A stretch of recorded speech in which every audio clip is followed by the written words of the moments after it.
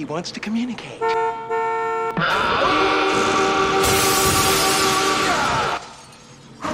The Mask wasn't just a comic book movie. It was a live-action meltdown in Zoot Suit Yellow, a film that spun Tex Avery chaos through Jim Carrey's face and made Looney Tunes feel dangerous. But behind the madness, it barely held together. The horror comic roots nearly got it scrapped. Cameron Diaz landed the role just 7 days before cameras rolled, and somehow, it spawned a cartoon and toy line for kids. These are 20 weird facts about The Mask, and tucked inside all the mayhem, a sequel contest that dangled a cameo, then collapsed the moment Carrey said no. Pop your eyes. This one doesn't play subtle. Number 1, it didn't start with laughs. It started with blood, bullets, and a mask that turned people into killers. The original Mask comics weren't made for kids, or even teenagers. They were ultra-violent, pitch-black horror stories from Dark Horse, where anyone who wore the mask became an unstoppable psychopath. Early film drafts followed that tone. One version featured zombie teenagers and horror deaths straight out of Evil Dead. But when director Chuck Russell came on board, he saw something else. Not just mayhem, but madness. He tossed the slasher angle and rebuilt the script from scratch. As a love letter to Tex Avery cartoons, gone were the zombies. In came eyeballs popping out of heads, tongues rolling across the floor, a green-faced trickster spinning through reality like a living Looney Tune. It wasn't just a tone shift, it was a full-blown genre transplant, from midnight horror to Saturday morning fever dream. And somehow, it worked. Are you on the list? No. But I believe my friends are.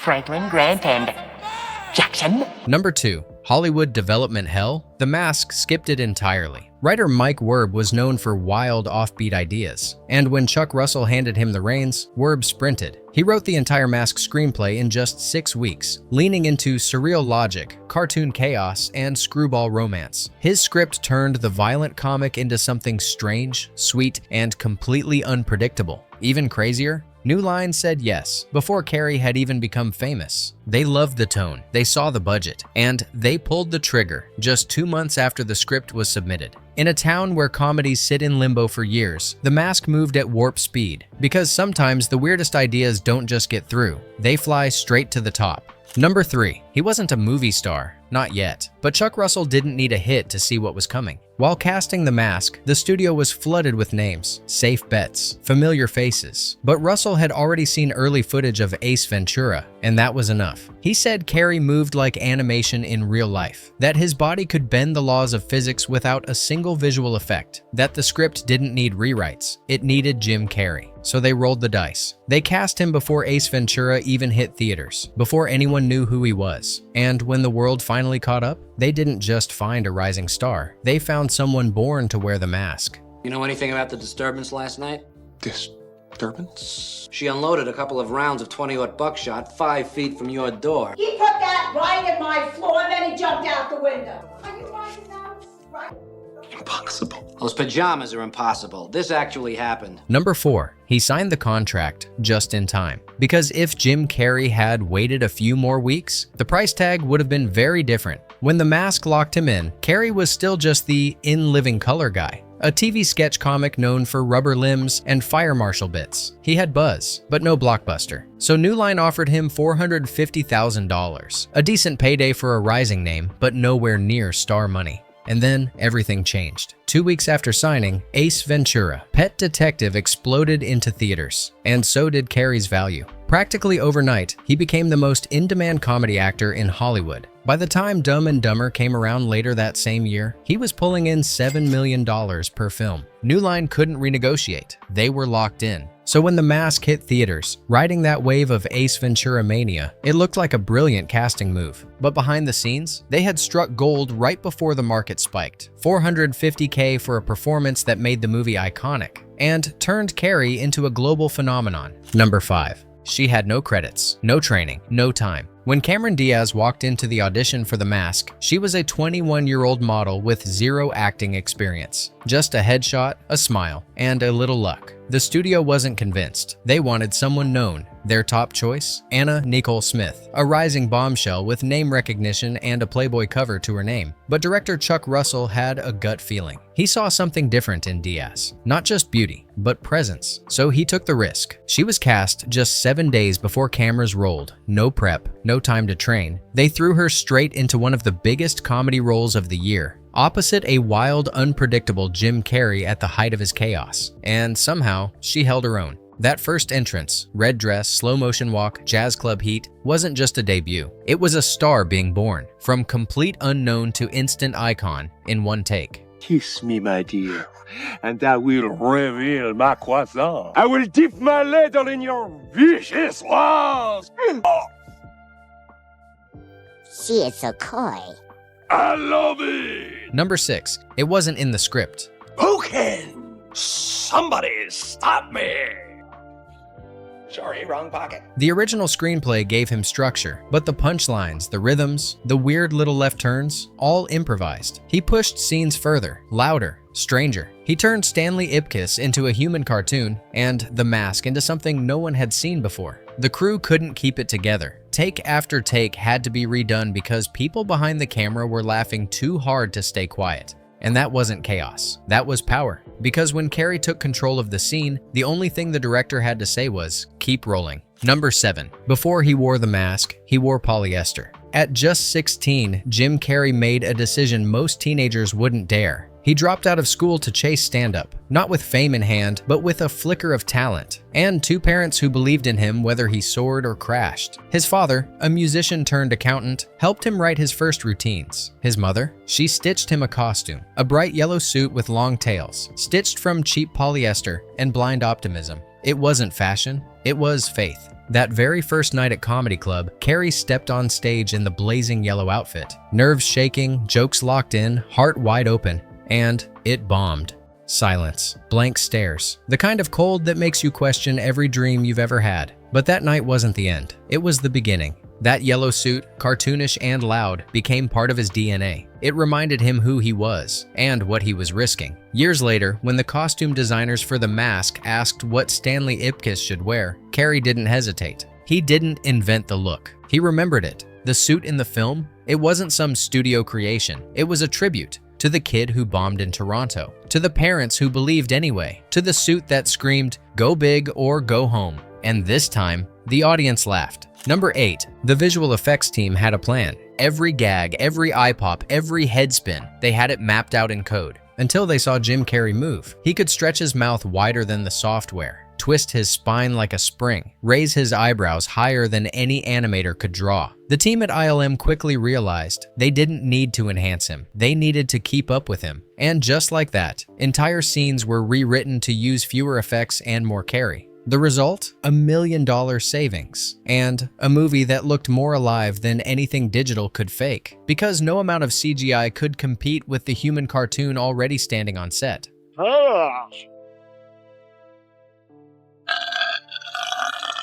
That's a spicy meatball! Number 9. The green face was just the start. Every day, Jim Carrey sat for 4 hours while artists layered latex, glue, and color onto his skin. But the biggest challenge was in his mouth. The oversized teeth, those big cartoon chompers, weren't designed for talking. They were supposed to be used for silent grins only, just a visual gag. But Carrey had other ideas. He started practicing with them on. At first, he slurred every line, couldn't pronounce anything clearly, but he kept pushing, exaggerating syllables, twisting his voice, molding words around the plastic. And somehow, he made it work. He didn't just talk through the teeth, he made them part of the performance. The lisp, the lunge, that wild, crooked smile. They all came from a choice. Keep the prop in, make it sing. And by doing that, he turned a cheap gag into a signature. Number 10. Sometimes the biggest obstacle isn't the script, it's the crew, losing it behind the camera. During one of Carrey's most over-the-top mask moments, the set kept falling apart, from laughter. Boom operators dropped mics, camera shakes ruined shots. Even the director broke during a take. It wasn't sabotage, it was survival. Nobody could hold it together long enough to finish the scene. It took 25 full takes just to shoot a single joke. Because when Jim Carrey went full cartoon, even the professionals cracked.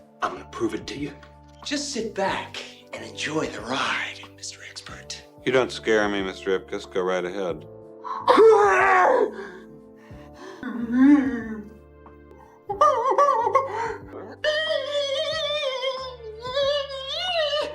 Okay, you said Loki was a night god. Maybe it only works at night. Number 11. Imagine working on the biggest movie of all time, and then loving your next job even more. That's what happened at ILM, the legendary effects house behind Jurassic Park. After revolutionizing dinosaurs, they moved on to a green-faced lunatic in a yellow suit. And for many of them, it was pure joy. No physics, no rules, just chaos. Tex Avery logic and Looney Tunes madness. They weren't animating a T-Rex chasing a Jeep. They were stretching eyeballs, popping hearts out of chests, and turning Jim Carrey into a tornado of rubber and light. One animator said it flat out. Jurassic Park was groundbreaking, but The Mask was the most fun I ever had. Because this time they weren't chasing realism, they were chasing laughter.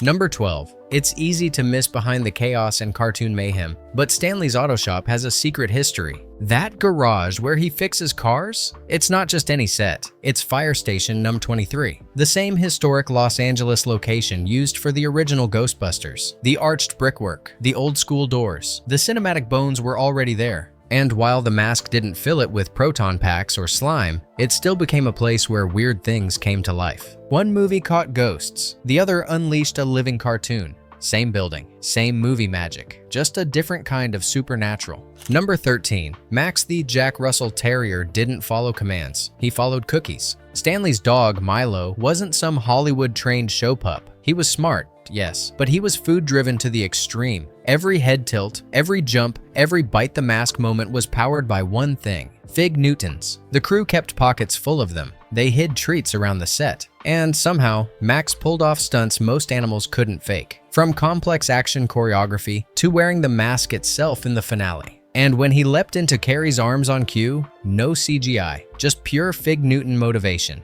He didn't just play a sidekick, he became one of the most beloved dogs in 90s movies, and he earned every bite.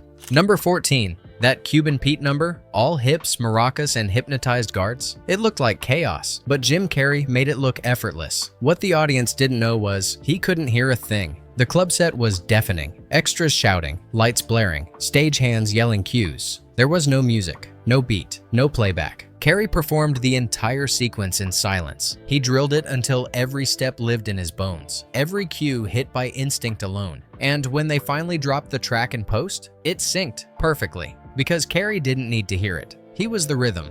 Number 15. Nobody saw it coming. That wild dance break, all maracas, shimmying, and cartoon flair, was supposed to be a gag. A rubber-faced weirdo distracting cops with a mambo, but something about it stuck. The horns, the hips, the rhythm. Audiences didn't just laugh, they moved. Within months, retro swing bands were packing clubs. Dance studios launched beginner Lindy Hop classes. Even vintage suits came back in style. It wasn't part of the plan, but The Mask didn't just spoof old musicals. It brought them back, louder, weirder, and swinging for real. Number 16. When Ace Ventura hit theaters, critics didn't just dislike it, they mocked it. They called Jim Carrey juvenile, annoying, too much. But then came The Mask. Same face, same chaos. But this time, people looked closer. They saw precision behind the madness, the timing, the physical control, the way he transformed slapstick into something magnetic. And slowly, the tone shifted. He didn't just get laughs. He got Golden Globe buzz. No nomination, not yet. But the message was clear. This wasn't just a rubber-faced clown. This was an actor, one who could twist his body, voice, and energy into something that felt brand new. And The Mask? It proved that insanity could be art. Number 17. No one thought it would be a blockbuster. Not the studio, not the press, not even the cast. Jim Carrey was still an unproven gamble, a wild card with a rubber face and a sketch show on Sunday nights. Cameron Diaz had never acted on film, and the movie itself? A surreal Tex Avery fever dream based on a violent indie comic that nobody had heard of. New Line gave them just $18 million. No safety net, no superstar, no guarantees. But something clicked. Audiences didn't just show up. They showed up in droves. Word of mouth spread like wildfire. And by the end of its run, The Mask had pulled in a staggering $351 million worldwide. That wasn't just profit, it was a turning point. Overnight, Jim Carrey became a bankable A-lister, Cameron Diaz became Hollywood's next breakout, and New Line, once a tiny studio known for horror flicks, had just launched one of the most successful comic book adaptations of the 1990s. In an era before Marvel ruled the box office, The Mask proved that weird could win, and all it took was a green face, a zoot suit, and a dance number nobody saw coming. Where were you last night, Ipkiss? Here, mostly. What do you know about this Mask character? Mask? Don't insult my intelligence, Ipkiss. There can't be two idiots with pajamas like these. Those pajamas were stolen. Somebody stole your pajamas?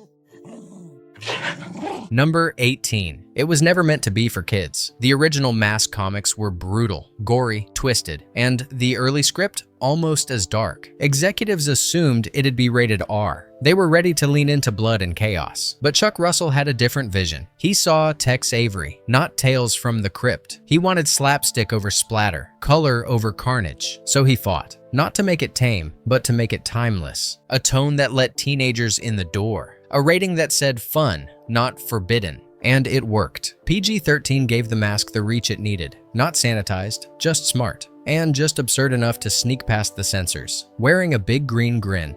Number 19. It wasn't made for kids, but try telling that to the merch machine. The Mask was weird, loud, slightly unhinged, and yet it hit something deep in the pop culture brain. The moment it exploded in theaters, New Line smelled something even bigger. Saturday mornings. They launched a Mask animated series just 1 year later. Green face, yellow suit, wild powers. Toned down, but still manic. Then came the action figures, board games, Halloween masks, school supplies. The film that once danced the edge of an R rating, now selling lunchboxes to 7-year-olds. Because The Mask didn't need to make sense. It just needed to move. Fast, wild, and rubbery enough to hypnotize a generation. Number 20. It was the ultimate fan dream. In 1995, Nintendo Power launched a nationwide contest with one massive prize, a cameo in The Mask 2. Ads ran in every issue, entries poured in, kids mailed letters. One lucky winner would appear on screen alongside Jim Carrey in the sequel to one of the biggest hits of the decade. There was just one problem. Jim Carrey had no intention of doing a sequel. By the time the contest ended, Carrey had already walked away, uninterested in repeating a role he felt he'd already mastered. The studio went silent, the sequel vanished, and the winner? He got a t-shirt, no set visit, no cameo, just a printed apology and a story that fans still talk about decades later.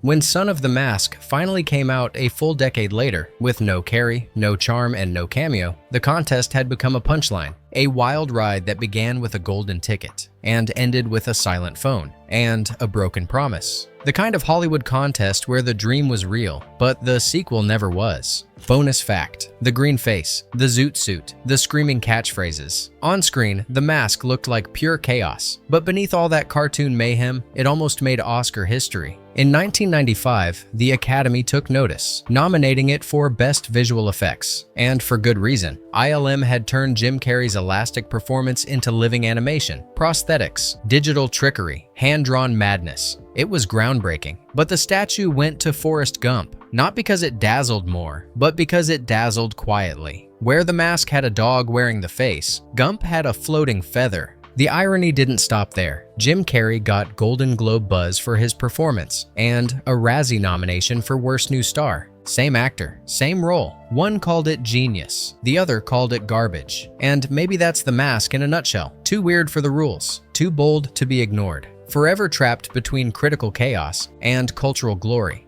It started as a horror comic, turned into a cartoon, then became the movie that launched Jim Carrey into orbit. The Mask wasn't supposed to work. Too strange, too loud, too unpredictable. But that's what made it last. It reminded us that comedy can be bold, that chaos can be charming, and that sometimes the biggest risks come with the biggest teeth. So go ahead, cue the drums, spin the hat, crank the Cuban Pete, because The Mask wasn't just chaos in a zoot suit. It became a 90s legend. If this one made you laugh, drop a comment. Tell us what wild, over-the-top film we should unmask next. Because the chaos, it's just getting started.